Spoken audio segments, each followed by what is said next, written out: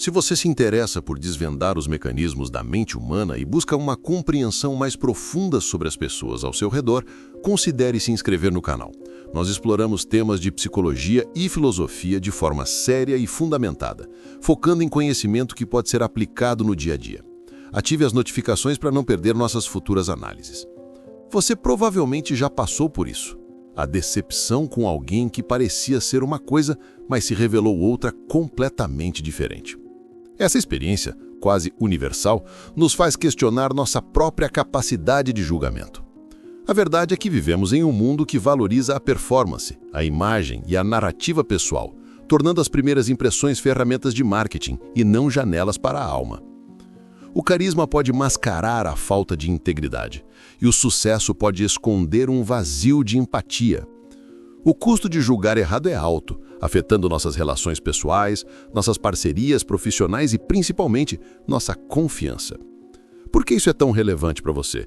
Porque a habilidade de discernir o caráter de forma mais precisa não é um superpoder, mas uma competência que protege seu bem-estar emocional e seus recursos. É sobre investir seu tempo, sua energia e sua confiança nas pessoas certas, construindo uma vida sobre fundações mais sólidas e autênticas. Neste vídeo, não vamos apresentar uma lista superficial de sinais ou bandeiras vermelhas.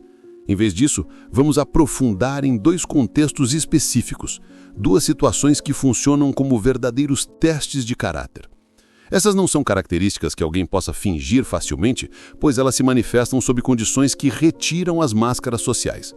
Nosso objetivo é que você saia daqui com uma nova lente para observar o comportamento humano.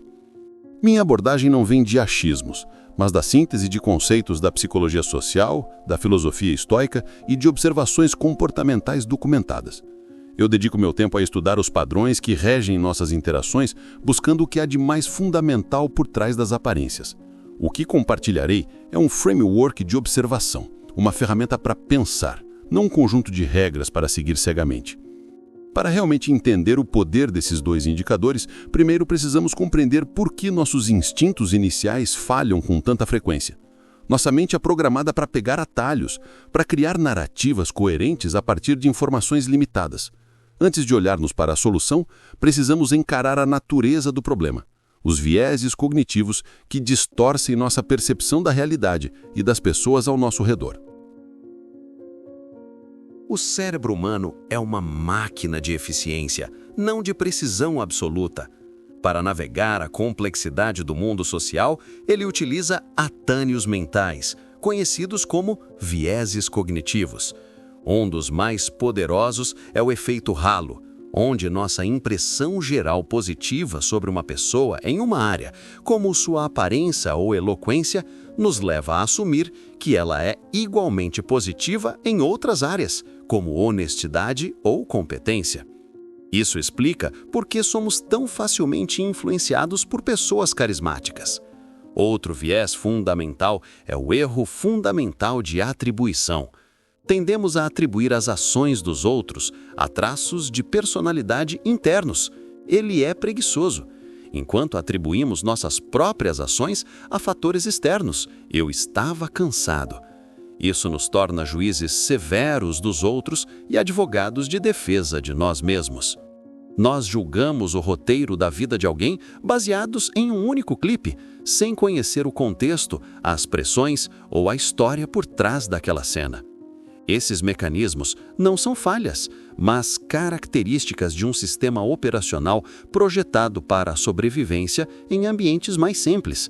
No mundo moderno e complexo, no entanto, esses atalhos frequentemente nos levam a becos sem saída. Eles nos fazem confiar em quem não deveríamos e desconfiar de quem poderia ser um aliado valioso. A publicidade, a política e até mesmo as redes sociais exploram esses vieses de forma implacável para moldar nossas percepções. Imagine que você está contratando alguém para um projeto crucial. Um candidato é extremamente simpático, bem vestido e se comunica de forma brilhante. O outro é mais reservado, direto e focado nos detalhes técnicos. Nosso instinto, guiado pelo efeito halo, nos inclina para o primeiro. Contudo, a simpatia não garante a entrega de resultados sob pressão. enquanto a reserva pode simplesmente indicar um temperamento focado e não uma falta de habilidade. Compreender que nossa percepção inicial é, por natureza, falha e enviesada é o primeiro passo para um julgamento mais apurado. Não se trata de eliminar os instintos, mas de questioná-los. Se sabemos que nosso software de avaliação padrão tem bugs, paramos de confiar cegamente em seus resultados. É nesse momento que começamos a buscar dados mais confiáveis, observações que vão além da superfície. Agora que entendemos o defeito, qual é a alternativa? O primeiro pilar para uma avaliação de caráter mais precisa é observar como uma pessoa reage à adversidade. Não se trata de grandes tragédias, mas das pequenas e constantes pressões do dia a dia. Um projeto que dá errado, uma crítica inesperada, um engarrafamento no trânsito, a perda de uma competição. É nesses momentos de estresse, quando os recursos cognitivos estão esgotados, que a persona cuidadosamente construída desmorona e o verdadeiro temperamento emerge. Observe a direção da responsabilidade. A pessoa culpa fatores externos, outras pessoas ou a má sorte, ou ela assume a responsabilidade por sua parte no resultado, analisando o que poderia ter feito de diferente. A primeira atitude revela uma mentalidade de vítima e uma fragilidade de ego. A segunda, mesmo que dolorosa, demonstra maturidade, resiliência e um forte senso de agência pessoal, traços fundamentais de um caráter sólido. Essa análise não se restringe ao fracasso. Observe também como a pessoa lida com o sucesso. Ela se torna arrogante, tratando os outros com condescendência? Ou ela demonstra gratidão, reconhecendo a contribuição de sua equipe e as circunstâncias que a ajudaram? O sucesso pode ser um teste de caráter tão revelador quanto o fracasso, pois ele expõe a humildade ou a falta dela, mostrando se a pessoa vê os outros como degraus ou como parceiros. Pense num colega de trabalho. Enquanto tudo corre bem, ele é amigável e colaborativo, mas no primeiro sinal de um prazo apertado ou de um erro no projeto, ele se torna irriticiço, defensivo e começa a apontar dedos. Essa inconsistência entre o estado de calma e o estado de pressão é um dado valiosíssimo. O verdadeiro caráter não é o que se mostra na calmaria, mas o que permanece firme durante a tempestade. Este primeiro pilar revela a relação de uma pessoa consigo mesma, sua resiliência, sua integridade e sua responsabilidade. Ele nos mostra a força da sua espinha dorsal. Contudo, ele não nos conta a história completa. A forma como alguém lida com a pressão é crucial. Mas há um segundo teste, talvez ainda mais sutil e poderoso, que revela a relação da pessoa com o mundo ao seu redor, especialmente com aqueles que ela não precisa impressionar. O segundo pilar, a peça final para uma compreensão mais profunda do caráter, é observar como um indivíduo trata aqueles de quem ele não tem nada a ganhar. Isso inclui garçons, atendentes de loja, equipes de limpeza, subordinados ou qualquer pessoa em uma posição de serviço ou com menos poder social. Esse é um dos testes mais honestos, porque ocorre quando a guarda está baixa e o esforço para manter uma imagem pública é considerado desnecessário. Nesses momentos, a cortesia não é uma transação. É uma expressão de respeito fundamental. Uma pessoa pode ser impecavelmente educada com seu chefe ou com um cliente importante, pois há um benefício claro em fazê-lo.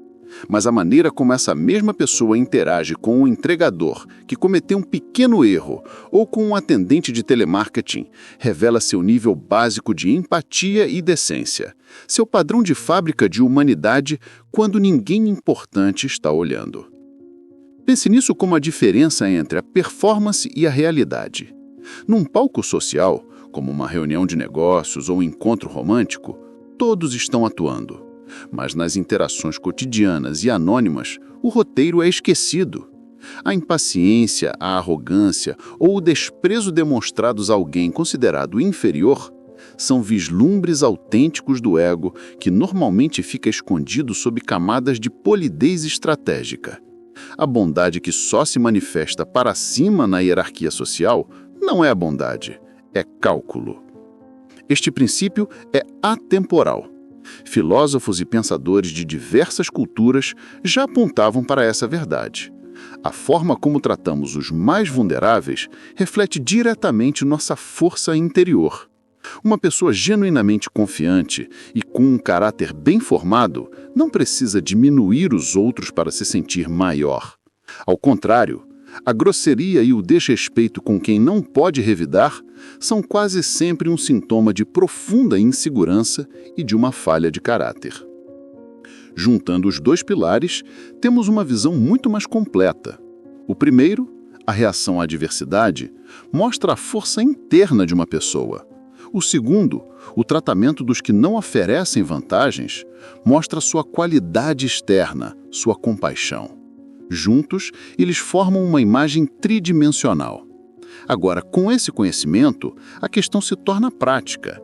Como aplicar essa observação de forma ética e eficaz em nossas vidas sem nos tornarmos cínicos e calculistas? A aplicação prática desse conhecimento exige observação paciente, não conclusões precipitadas. O primeiro passo é se tornar um coletor de dados comportamentais, não um juiz. Em vez de formar uma opinião definitiva após um único evento, observe os padrões ao longo do tempo. Uma pessoa pode ter um dia ruim, mas um padrão consistente de culpar os outros sob pressão ou de tratar mal a equipe de serviço é um dado significativo sobre seu caráter. Em segundo lugar, aplique essa lente de avaliação a si mesmo. Como você reage quando as coisas dão errado? Como você trata as pessoas em posições de serviço, especialmente quando está frustrado? A autoconsciência é a base de um bom julgamento sobre os outros. Entender suas próprias falhas e inconsistências o tornará um observador mais compassivo e realista do comportamento alheio, distinguindo um erro pontual de um traço de personalidade. Sobre recursos adicionais, mergulhar nos conceitos do estoicismo, por exemplo, pode oferecer ferramentas valiosas para fortalecer seu próprio caráter diante da adversidade. Livros como Rápido e Devagar, de Daniel Kahneman, podem aprofundar seu entendimento sobre os vieses cognitivos que discutimos. O conhecimento é o antídoto ao julgamento superficial, e buscar essas fontes fortalece sua capacidade de análise. É fundamental ser realista com os resultados. Essa abordagem não o tornará imune a erros de julgamento, mas aumentará drasticamente sua taxa de acerto. Você construirá relacionamentos, sejam de amizade, amorosos ou profissionais, com uma base de confiança muito mais sólida. Lembre-se que o objetivo não é encontrar pessoas perfeitas, mas sim pessoas íntegras, cuja forma de lidar com a imperfeição da vida seja compatível com seus próprios valores. Por fim, se essa análise sobre a natureza do caráter ressoou com você, compartilhe nos comentários uma situação em que você percebeu a discrepância entre a imagem de uma pessoa e seu comportamento sob pressão.